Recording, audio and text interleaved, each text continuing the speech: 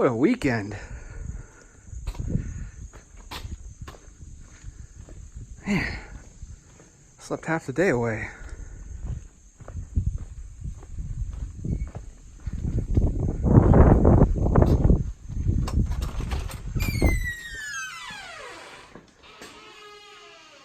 BMW? Where's my CRF?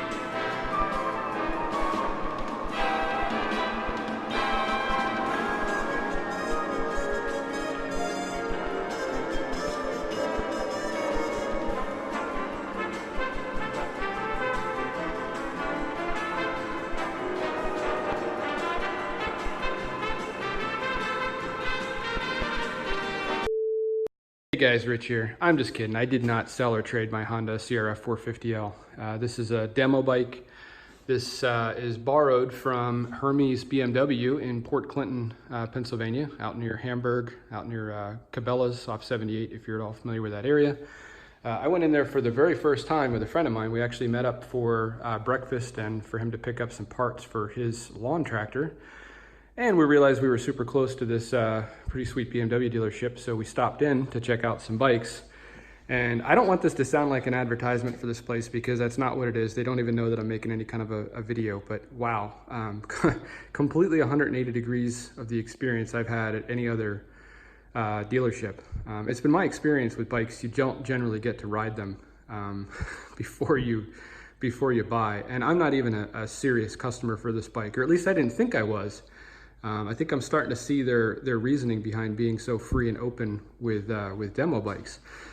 I have for a while been thinking about getting a larger bike to complement the CRF 450L, something that makes more sense for longer rides, more street oriented with some secondary roads and maybe some connecting trails that you need something capable off-road, but that is just more geared towards like adventure touring. And also my wife has expressed an interest in riding with me, and having a second seat is really nice. I certainly cannot ride anyone on my CRF. So I thought might just, go and take a look at what bikes they had. Before we even expressed any interest, I think we were actually in the parts room looking at helmet stuff. Ged came over and introduced himself and said, hey, I've got two demo bikes. I've got F850GS and a 1250GS. Why don't you guys take them out? And we did, and I got some footage of that rolling here now. And I got to tell you, I was pretty impressed. BMW was probably not my first choice for a bike. I was kind of looking more at the Africa Twin or potentially the T7 Tenere. When it comes out in the States. I know it's already out in Europe. I think the Africa Twin definitely is a capable bike for two-up. I don't think the T7 Tenere is going to be. I don't even know if that really has an actual passenger seat. It looks like you could ride two-up on it, but then you're not going to fit a whole lot of luggage. Feel free to chime in below if you happen to live in Europe and you have one and that's wrong. Because otherwise I really like the idea of that bike. I like the simplicity of it. I like the lightweight, just the fact that it's a very, back to basics type bike. But realistically, wanted to find out, number one, if my wife would actually want to ride, on a bike with me. It's one thing to say you want to do it; it's a whole other thing to try it. Either you like it or you don't. So we rolled back to the dealership after putting these bikes through their paces, probably about maybe 45 to 60 minute hour long ride over Hawk Mountain and kind of around the surrounding area. And I rolled back in and I said, hey, impressive bike. I enjoyed it. Maybe I can get back sometime with my wife and see if she's interested in giving it a go. And just says, well, just take it home with you. Just bring it back Tuesday. Mind you, this was Saturday. So I didn't know if he was serious or not, but he was completely serious. He rolled my CRF into the showroom, had me just sign a piece of paper saying that I would be responsible for the bike if I broke it. And off I rode back to my house, and I have had this bike since Saturday. It's Tuesday today. Wife and I have ridden it 3 or 4 times. I've definitely ridden it quite a bit, and I gotta say I'm impressed. At first, all the whiz bang on the bike really kind of was a turn off to me. I just kind of viewed it as more stuff to break, and in fact, when the guy at the dealership was walking me through, all the different settings and such on this bike, I'm thinking to myself, number one, I'm never going to mess with any of this stuff, and number two, it's just more stuff to break. I've kind of turned my opinion around on that a bit. Now, I don't know much about this segment at all. This is really only the second bike I've ridden in this class. I actually rode an older version of one of these. I think it was, I don't know if it was the F850 or the F800GS in Ireland. I rented one for, and I liked it then, but nothing about it was particularly endearing. It was an okay bike. This one's got some features that really make it a great fit for what I'm looking for. First of all, capacity-wise, it'll hold just as much luggage as the larger 1250GS. In fact, if you look at the specs, the weight carrying capacity between the F850 and the 1250GS is basically the same. If you go up to the adventure model in either this bike or the 1250GS, your carrying capacity actually goes down a bit just because there's more stuff on the bike, larger fuel tanks, etc. But I think if I'm not mistaken, I think it's 478 pound total capacity, counting riders and gear, which is pretty good. A lot more than my CRF, which is actually overloaded with just me and luggage, according to the specs. But one feature that this thing has that is really cool, because I'm not one for, I think every bike I've owned, I've left the preload pretty much just as it is, and that's on me. I probably should have adjusted it, and I still need to adjust the preload on my CRF. I'm a little bit heavier than what it's set up for. But in this instance, particularly because this bike is going to be ridden by 1 or 2 people, and it's probably going to spend 50% of its life with just me on it and some luggage, and 50% of its life with myself, my wife, and luggage on it, that's a significant difference in weight. And this has, and I believe the bike has to be running to show you this, so let me start it up.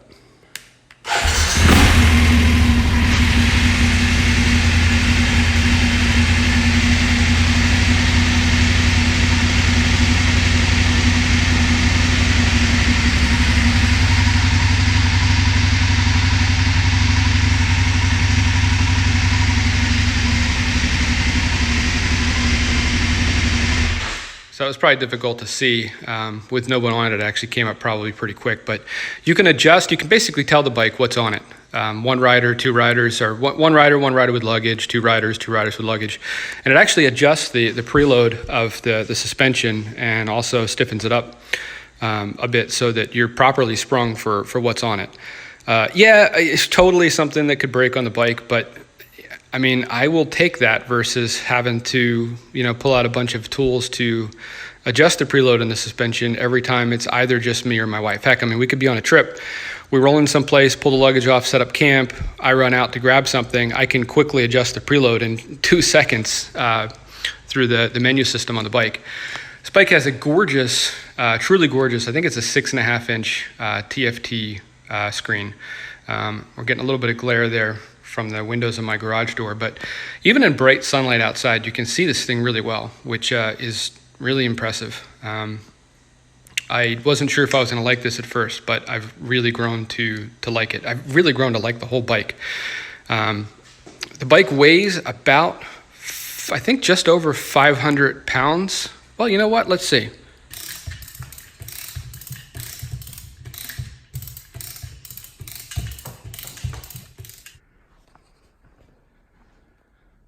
So she's a bit heavier. 515, 514 pounds as equipped. Now, also worth mentioning, just so you can see here, the whole bike is off the ground. Nothing's touching.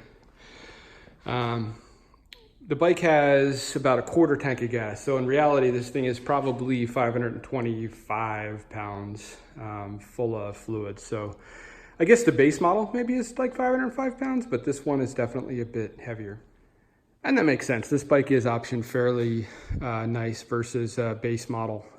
This has the keyless ignition, so it's got a push button start. Normally your key would just go right in here. It probably has some sort of electronic interlock then, I'm guessing, for the steering. Let's see, also has the electronic suspension adjustment, which, yeah, it adds some weight, but, you know, as I said before, I think that's really cool to be able to adjust the preload, you know, without taking any tools out. I mean, how many of you are actually adjusting the preload of your bikes when you're one up or two up? Especially if you're out on a trip where it's back and forth. Maybe you're running a section yourself, you know, then you have a passenger back on. Same thing with luggage. Do you adjust your preload when you take your luggage off? I mean, I don't, but I would if I could just do it there right on the handlebars. This also has the larger, more comfortable passenger pegs. I'm probably missing something else. I'm by no means an expert on these bikes. In fact, I knew very little about the GS line until just recently. Honda's outgoing sort of middleweight adventure bike was not taken very seriously, and to be fair, you know, I can understand why. It had some oddities. The chain was on the other side as opposed to the usual side. The fuel tank was in the back, so the weight distribution was a little weird. The lines of the bike were just unusual. I mean, you know, everyone has their own opinion. I think the lines in this bike are great. They basically took the lines of if I come around from the other side, you get a better look. They basically took the lines of their larger 850GS and essentially just copied them onto this bike. I think what was going on was, I don't think there was a ton of competition in this space before. BMW probably just sold this bike to folks that didn't want something as big as the 1250 or the 1200GS. And then the Africa Twin came along, the Tiger came out. You know, Yamaha's got the T7 coming out. I think BMW was seeing that there was a lot of interest in, you know, more of a legitimate middleweight adventure bike, you know, KTMs. And this is a completely redesigned bike. This actually came out about a year ago. So this is a 2019 model. This would have came out probably around this time last year. And it is a solid bike. It is quick, not as quick as the 1250GS, no, but it is quick. In fact, this bike also has a quick shifter on it, which allows you to, it's not like a DCT or, you know, some sort of, you know, automatic transmission. There's a sensor here, and without operating the clutch, you can shift gears. So when you kick up or down, it momentarily cuts throttle, like for just milliseconds. And I guess engages the clutch as well, I think, anyway. I'm no expert on these. But the end result is you're able to shift gears without using the clutch. Now, I use the clutch 90% of the time anyway, but because you're going to get a smoother shift, in my opinion, unless you're trying to be really quick. However, when you were pulling out on a busy road or something like that, or you just kind of want to show off a little bit, wow, this thing for a 515-pound, 90 horsepower bike, which is what these are, it's bit up from the previous model as well. It's a pretty quick bike. And here, I'll drop a clip of, not the best launch here, because it's not my bike and I don't want to overdo it, but a fairly quick launch, and then just basically holding the throttle wide open through the first to second shift, second to third shift, and the third to fourth shift. Also didn't take it up all the way to red line, but fairly close, and it's quick.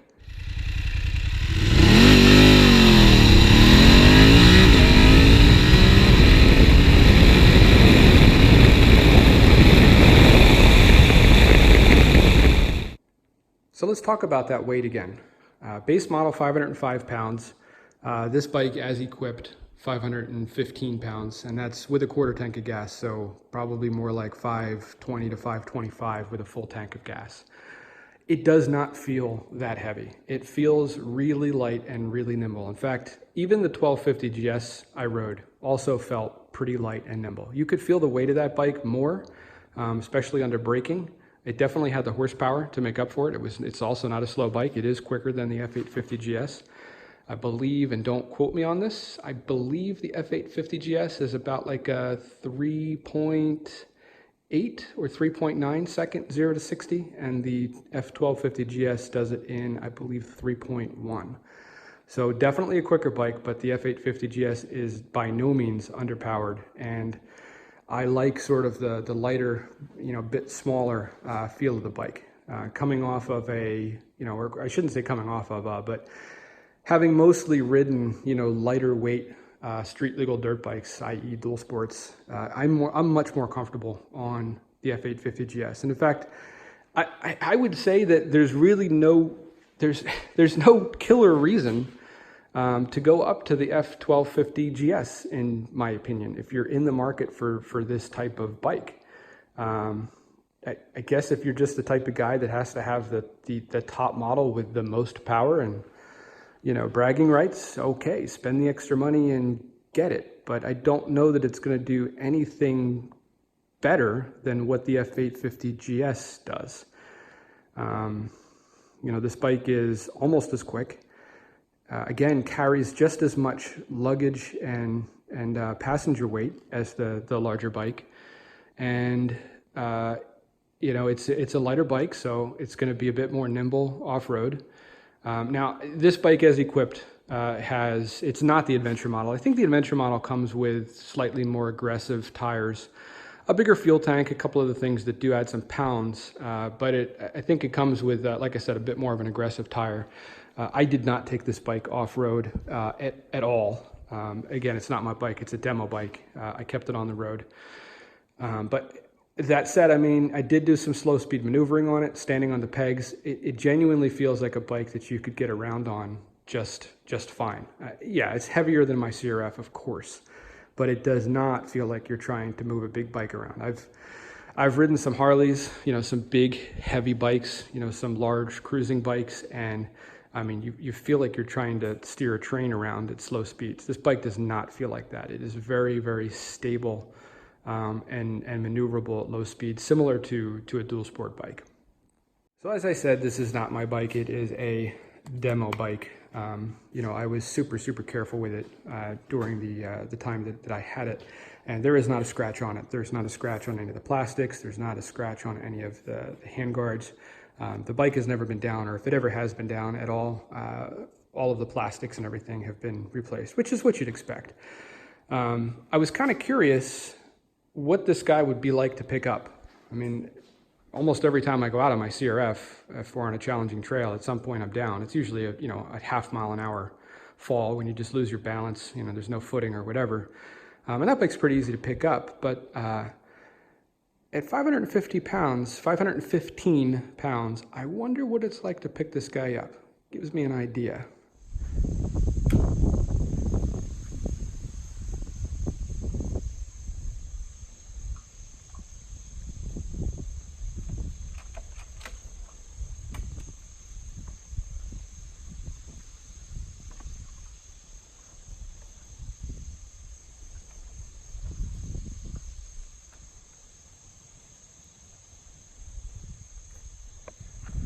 Okay, so what I've done is ever so gently set the bike down on its side, just on a moving blanket here, so that nothing gets scratched up, just so I can get an idea of what it's like to pick this thing up. So let's see.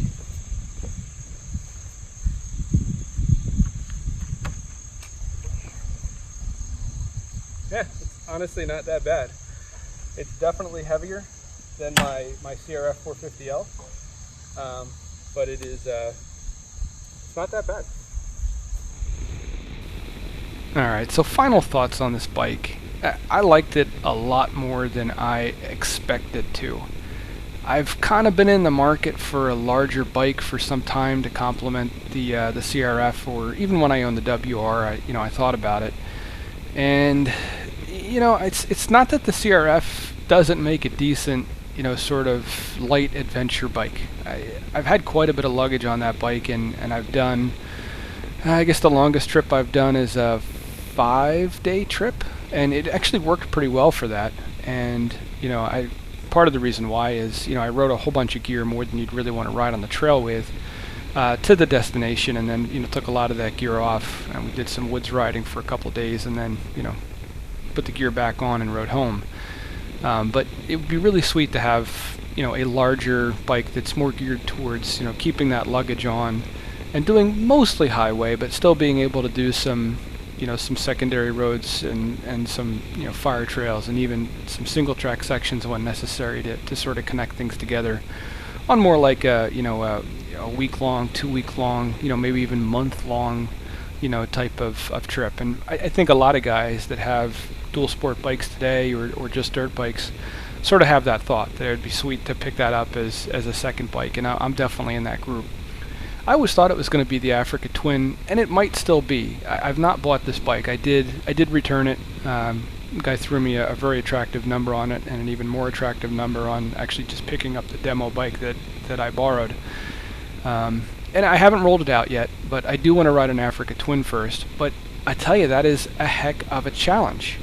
I said at the beginning of this video that one of the things that blew me away, that was 180 degrees from any dealer experience I've had before, is I'm not a previous customer of this dealership. I don't have a relationship with the salesperson or the owner or anything. I rolled in just as someone that might be interested in picking up a mid-size adventure bike at some point in time in the future, and I left on a 3-day demo. I'm not saying that's the norm. I think part of that was because I think they're closed on Sunday and Monday, so even just taking the bike overnight, the earliest I was going to be returning it was 3 days later.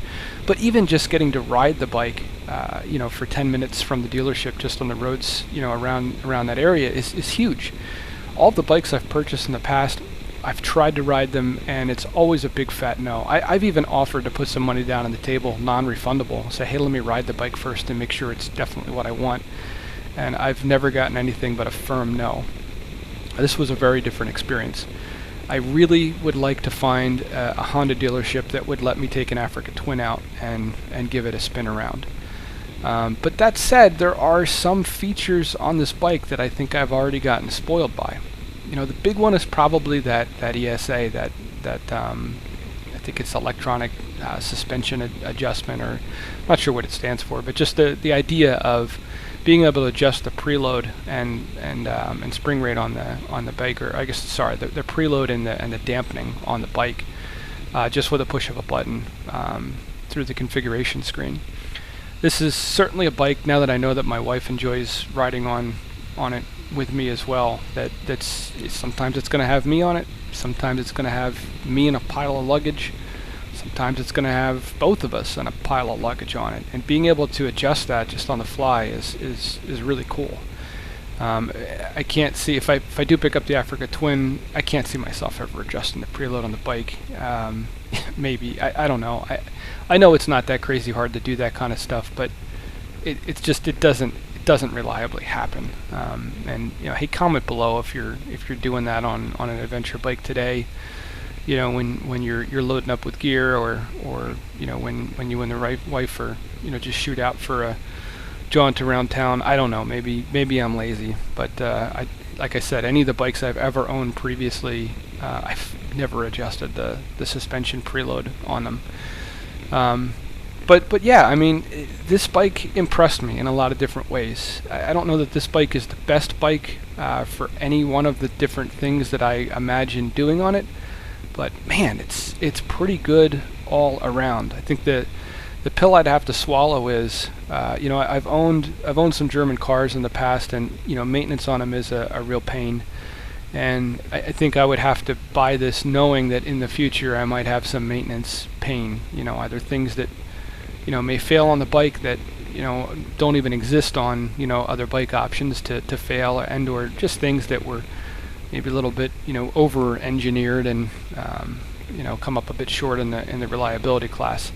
It is good to know that I have a great dealership close to me. Again, no affiliation with Hermes BMW in Port Clinton, but I was nothing but impressed with my experience there.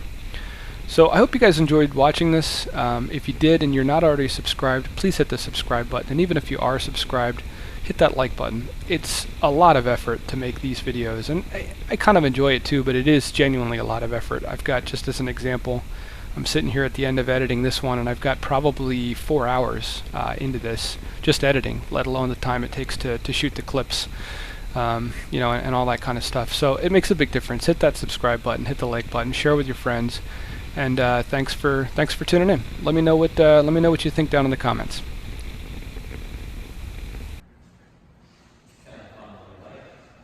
It's like a candy store in here. Yes. The F800R, 6 grand.